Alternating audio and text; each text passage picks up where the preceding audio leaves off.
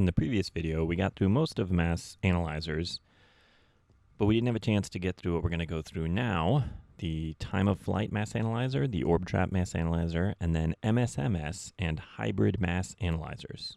Here's a table that we saw in the last video. We went over the quadruple mass filter and the ion trap, and we said they can potentially get up to 10,000 resolving power, but we normally are just going to leave them at unit mass. They're both cheap, simple, they have their advantages, but in this video we're going to be going over the high resolution mass analyzers, time of flight and Orbitrap.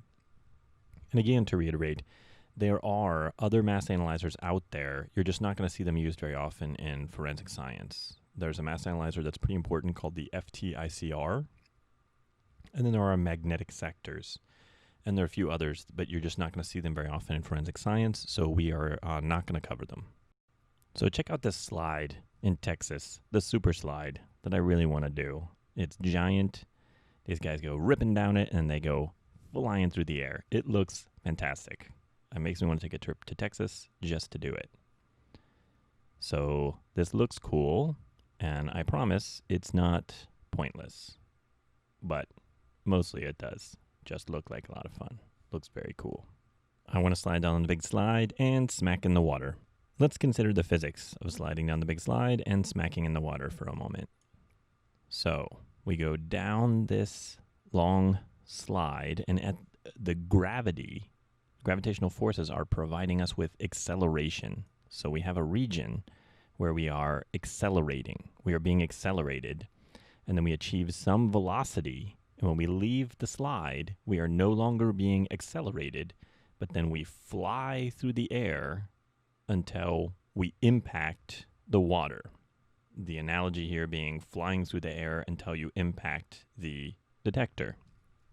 So we can look at this slide as having an acceleration region where we are accelerated by gravitational forces, and then a flight region where whatever velocity we reached during acceleration, that's the velocity we stay at, but it takes us some time to fly through the air and smack into the water.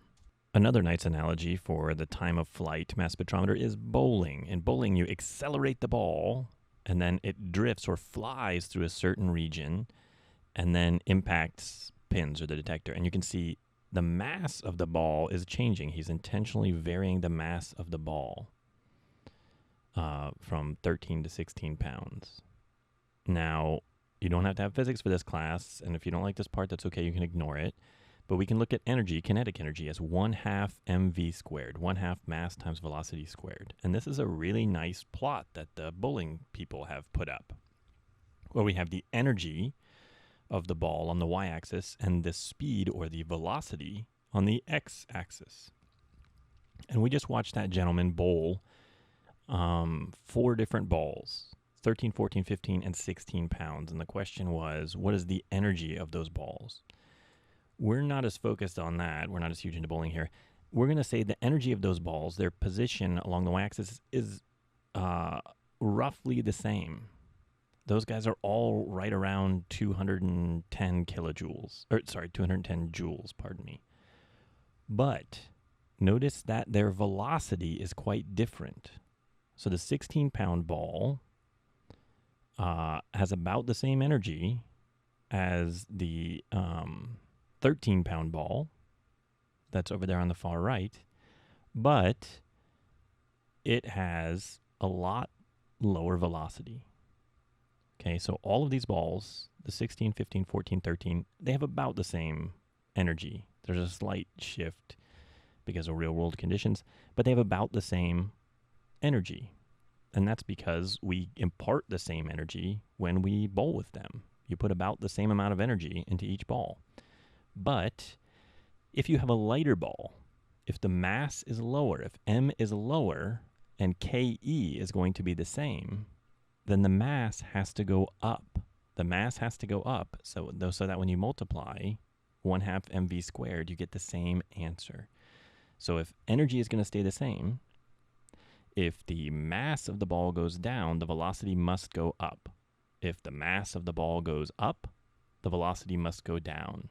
So if you put the same energy into these balls, the smaller balls travel faster and the larger balls travel slower. So that's just physics, and you can see they pretty much demonstrated this in bowling. That's true of bowling. If you use a larger bowling ball, it's going to travel slower. If you use the same muscle, if you throw it the same muscle, if you use a larger bowling ball, it's going to go slower. If you use a lower mass bowling ball, it's going to travel faster. So what we're seeing here is you impart the same kinetic energy to these particles, but the small ones go fast and the big ones go slow. And that is the basis for time of flight mass spectrometry. I know how much students love equations and derivations, so let's look at some. So we said that kinetic energy, or I'm going to just be lazy here and say energy, equals 1/2 mass times velocity squared. This is a generic equation for all kinds of energy, gravitational, nuclear, electromagnetic. Let's focus on electrical energy. So energy in electric field is going to equal the charge on the particle, because only charged particles respond to electric fields, times the magnitude of the electric field. So we're familiar with charge. We've been saying Z and saying +1, -1, +2, -2. This is Q, not Z, so we have to take that Z and multiply it times constant to give us actual coulombs of charge. And the U here, the magnitude of the field, is going to be the voltage. So the energy in an electric field is the charge on the particle times the voltage. So if we combine those two equations and substitute for energy, we get this QU equals 1/2 mv squared. So this is the energy specific to the electrical field, is 1/2 mv squared of the charged particle. We don't want to talk about velocity.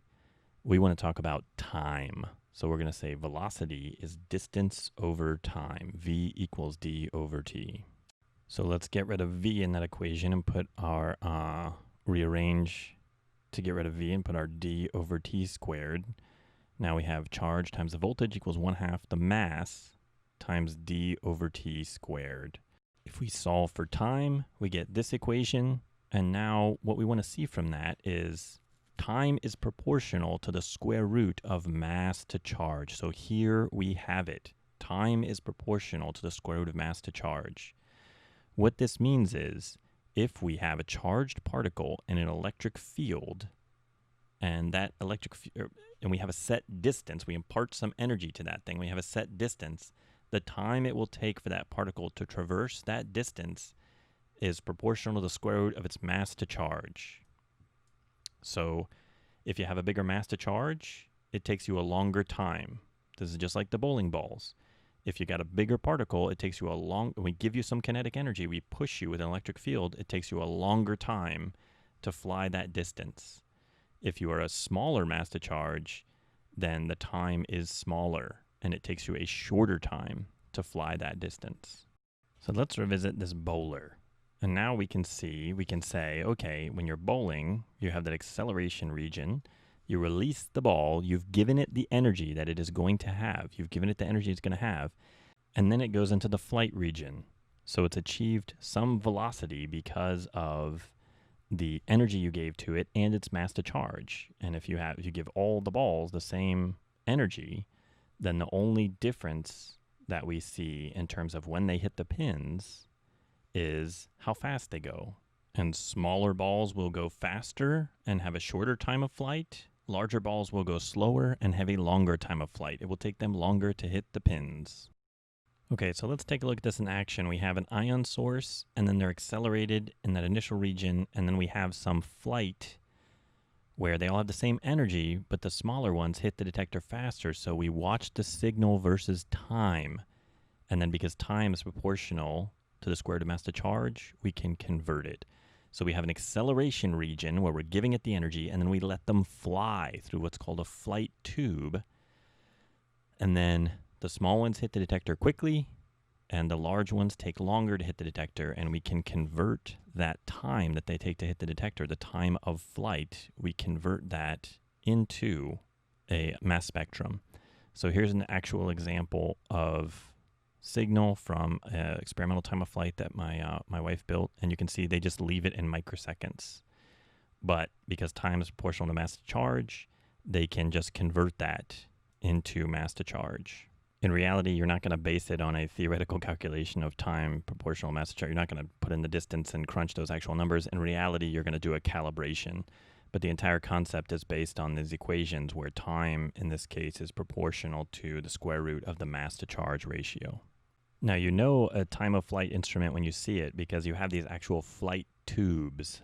You have to have big metal flight tubes. And the longer the flight tube, the more those ions get a chance to separate and the better your resolution is. So you see this flight tube, this big metal tube over here on the right, and you see on the left, their TOF instrument is tall. So TOF instruments tend to be physically big and take up a good amount of space because you actually do need a nice long flight tube to let the ions fly longer and separate out and get a little bit better resolution. The best way to get better resolution is to change the kind of experiment you do. This mode that we're seeing right now is called a linear mode, where you're just firing the ions in a straight line into the detector. You accelerate them, you let them fly, and then you count them as they come in over time. In reality, for smaller molecules, pretty much all commercial instruments are going to use what is called a reflectron, or some people will call this an ion mirror. But it's called a reflectron, and it's actually the ions are going to fly at the reflectron, and then the reflectron is going to bend them around and bring them back down to hit a different detector that's halfway down the flight tube there. So these ions fly up, they bounce off of the reflectron essentially. It's this series of concentric tubes. They look sort of like ion lenses. And the ions go into that hole, bounce back, and hit that detector at the base. And that improves the resolution significantly. So let's talk a little bit about how the reflectron works. How does that series of concentric rings improve the resolution?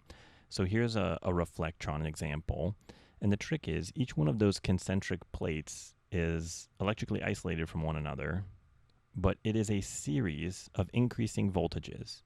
So you might start off with that first plate on the left being at 10 volts, the next one's 20 volts, 30 volts, 40 volts. The voltages are going to be higher than that, but they're increasing voltages. And in terms of what ions see, what charged particles see is the electrical equivalent of a hill. It's the electrical equivalent of a hill if we were talking about gravitational energy. So this is what it looks like to charge particles. They come out of the source and they have some energy and they're flying along. Now, if this is the gravitational equivalent, okay, so if we flung a bowling ball at a very strange bowling alley where it ramped at the end, the bowling ball would go up the ramp and decelerate. It would decelerate. It would slow down, slow down, slow down until the deceleration reached a point where it stopped and then actually rolled back the other way. So this is what we're doing with the ions. We fire them out of the source. They fly up this electrical hill, this series of increasing voltages that are repelling them, and they hit some point of zero energy, and then they are reaccelerated back down the hill toward that other detector that was part way down. So what's the point in all this nonsense? How does this improve the resolution? So let's take a look at an animation by David Kilgore here, where he's going to show us an experiment. We have one big green ion and two of the same ion that are smaller. They're red. So they fly into the reflectron and they both impact and are detected in the mass spectrum.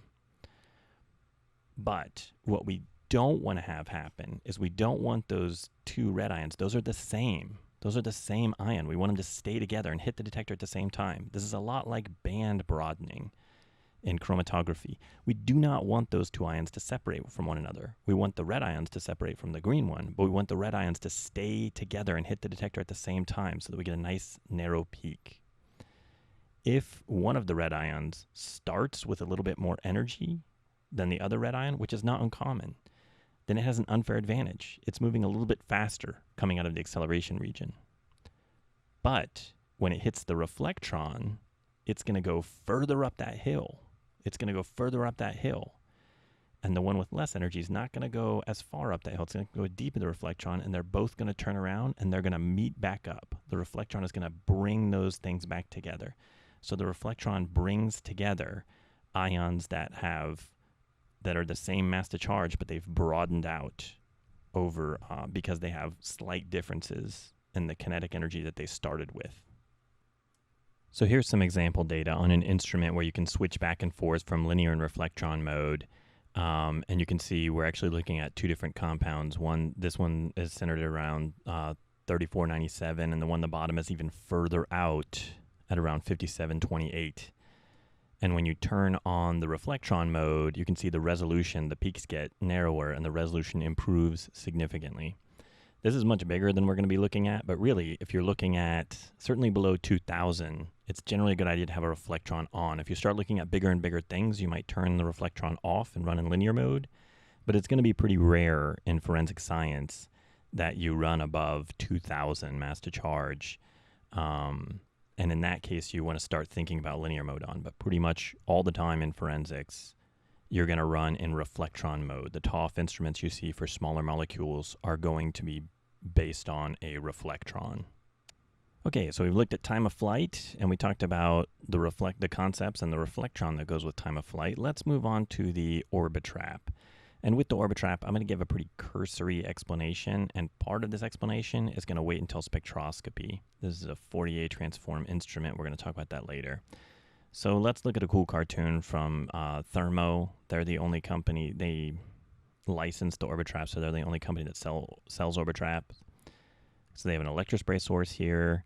They've got some ion optics. This is a transfer tube, and this is a really nice lens, a kind of ion optic.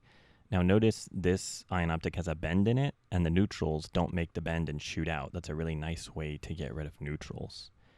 Okay, here we go. We're getting to the Orbitrap. And the Orbitrap actually has a couple ion traps associated with it, but they don't actually do any mass analysis. They just capture the ions because we have to inject the ions into the Orbitrap. And there we go.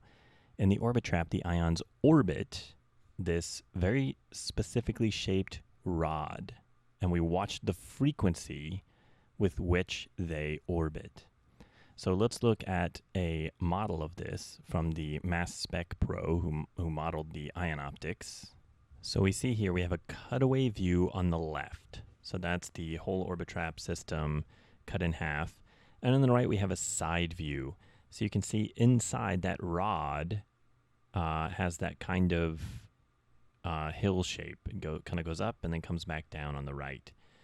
Now, the casing around the rod is actually separated into two halves. Look closely and you'll see that they're separated into two halves with a gap between them.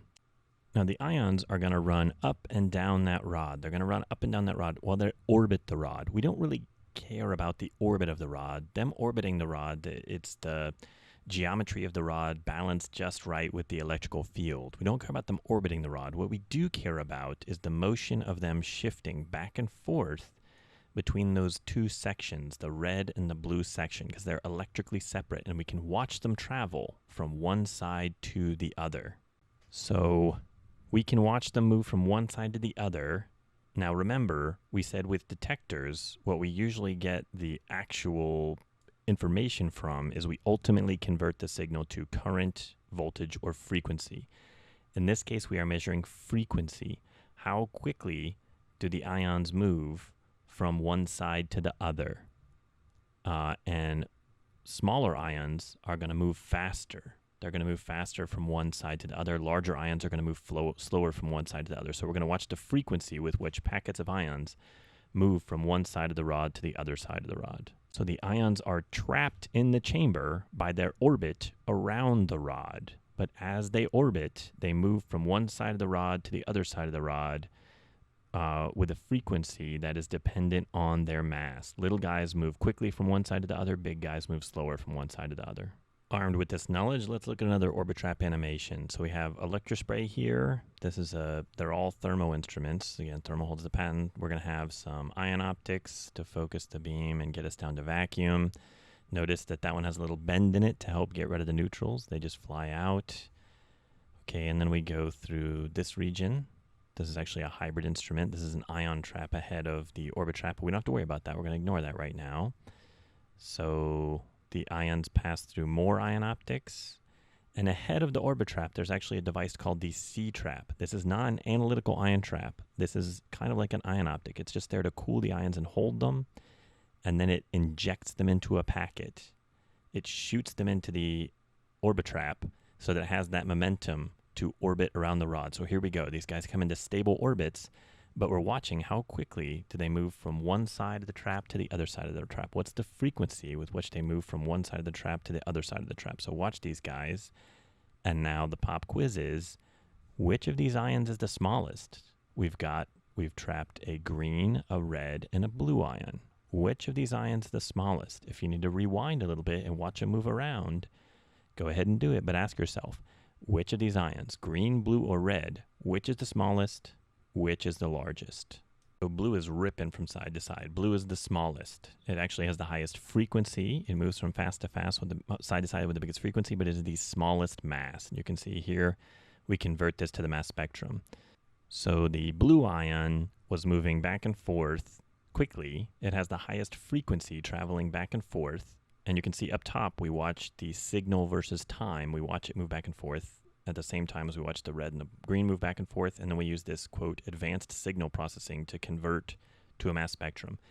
That advanced signal processing is rooted in what's called the Fourier transform, as in Fourier transform infrared spectroscopy. It's the same trick. You are converting that signal versus time up top to a spectrum. I'm going to punt a little bit here, and we are not going to talk about the Fourier transform right now. We are going to leave that for when we talk about FTIR. So that detail of the Orbitrap will not be on this exam. Other than knowing that it is a Fourier transform, you don't have to know what it is or how it works. The Fourier transform, you have to know how the Orbitrap works, but you don't have to know the Fourier transform quite yet. One thing to note about the Orbitrap is that you get better spectra, you get better resolution and better mass accuracy the longer you watch the ions move from pole to pole. So the Orbitrap is a slower mass analyzer. It's a slower mass analyzer. It gives you amazing resolution and mass accuracy, but that takes time. So the TOF doesn't give you as good a resolution, but it's really fast. So if you need something really fast, you're going to go with the TOF. If you have more time and you have more money, then you're going to go with the Orbitrap. Now, it's not so slow. It's going to be about the same as scanning a quadrupole. So under most circumstances, you won't really notice that it's a little bit slower. But it's just the TOF is screaming fast. Okay, so we've talked about time-of-flight instruments. We've gone through Orbitrap instruments. Let's finish up with a look at MSMS and hybrid mass analyzers. So this instrument that I'd love to show you guys over and over again is a triple quadrupole instrument. This is a hybrid instrument that can do MSMS. We have the ion source here. That is a quadrupole. And then that crazy gold bendy guy, that is actually a quadrupole. It's the second one. And that other rod is a quadrupole, the third quadrupole. And then we hit the detector here. So let's walk through this guy, how the triple quadrupole works. So first of all, we need to review. We can operate quadrupoles as quadrupole mass filters, where they analyze and sort out the different ions through making one ion stable at a time to hit the detector. Or we can operate them as ion optics. We can turn off the DC and operate them at low RF and pass all ions. Okay, so let's take this quadrupole and isolate it. And let's add two more quadrupoles. Now the middle one should be a bendy gold one. But we're not going to do that. And we'll put an ESI source up front. We'll ignore the ion optics from right now. We are going to program the first quadrupole to scan from 50 to 500 and put the second and third in RF only mode. So when we do this, we scan through the spectrum. If we're shooting heroin through here, and it has a mass to charge, it has a mass at 370. So 370 is the only one that survives, and all the rest of those ions just get blown out of that first quadrupole. And so the only peak we get in the mass spectrum is at 370 for the M plus H ion for heroin. So you might have noticed we lose almost all of the ions coming out of the source doing that. When we're scanning, anytime we're not just at 370, we lose all those heroin ions, all that mass 370. So we lose most of our signal when we are scanning. Now, if we are willing to sacrifice our qualitative information so that we don't get a full mass spectrum anymore, we can say, you know what, let's lock that first quadrupole on RF and DC values that only let mass to charge 370 pass through. Now, we don't lose any of those ions. All the 370 generated in the electrospray source, well, we always lose a little bit, but tons and tons of ions generated in the electrospace source pass all the way through the instrument, because remember, the RF-only quads are just passing the ions through. And mass to charge 370 hits the detector. If we have another sort of weird contaminant in there, or there's some excipient or some other junk in there, if it's not mass 370, it doesn't make it through the first quadrupole. It gets thrown out. So now we can really boost our signal by just setting the first quadrupole to select only mass to charge 370. This trick is called selected ion monitoring, and you only get a chromatogram from this. You don't get a mass spectrum anymore, because you can't say, hey, what ions were in there? The instrument says, I don't know. I was only looking at 370. But you dramatically boost your signal. You get rid of everything that's not 370, and you keep all those ions at 370. You don't lose a bunch through scanning, through wasting time in ion scanning. Okay, let's look at another mode that we can operate this hybrid instrument. That is, this instrument that has multiple mass analyzers in it and has 3 quadrupoles. Now, it turns out we're pretty much always going to leave that middle quadrupole in RF-only mode, and it's more like an ion optic.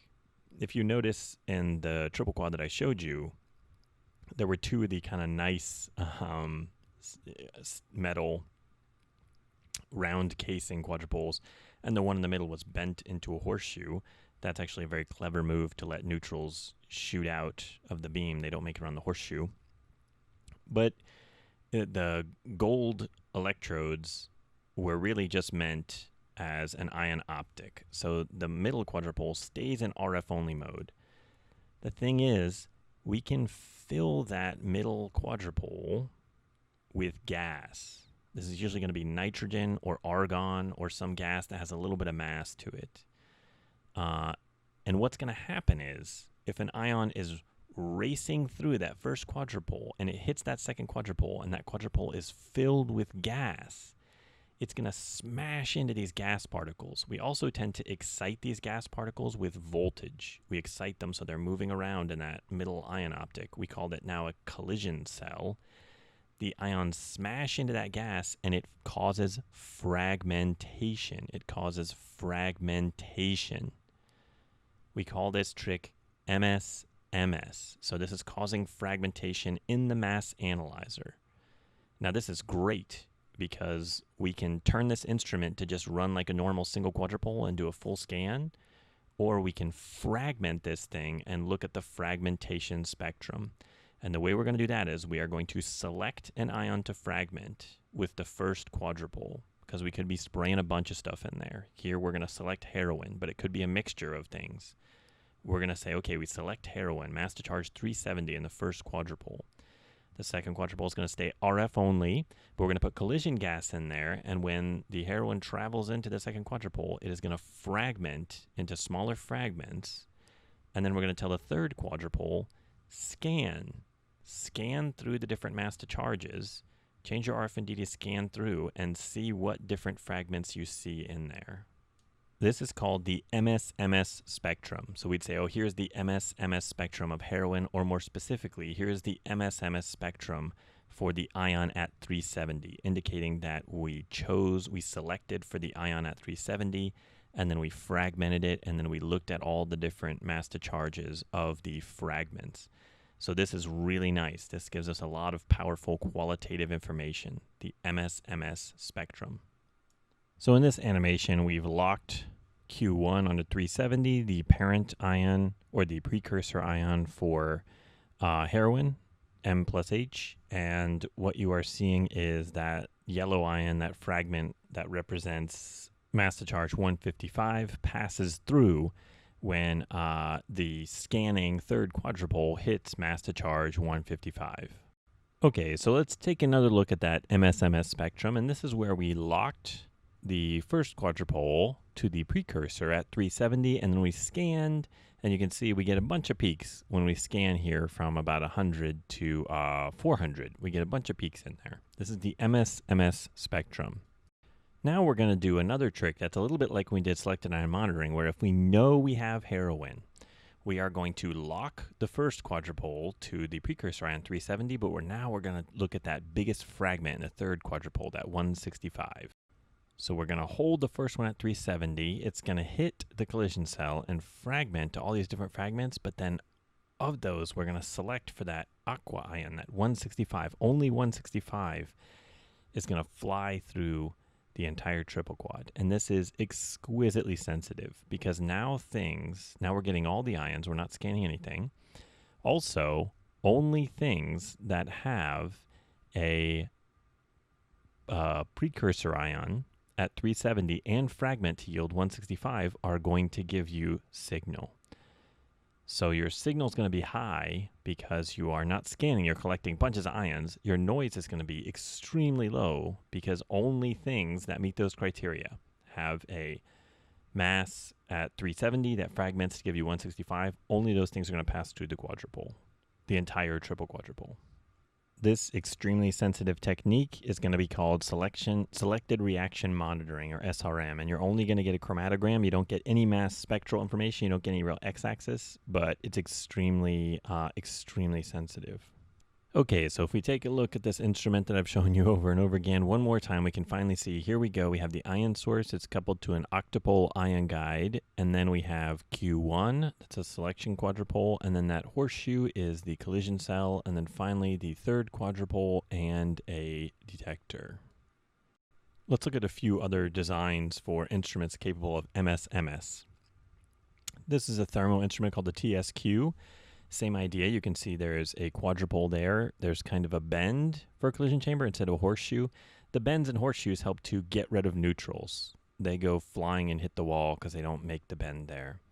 We can see here is the schematic for that. We have the ion source interface, several lenses leading us into Q1 quadrupole, some more lenses, Q2 collision cell into lenses and Q3 quadrupole, and then finally a detector.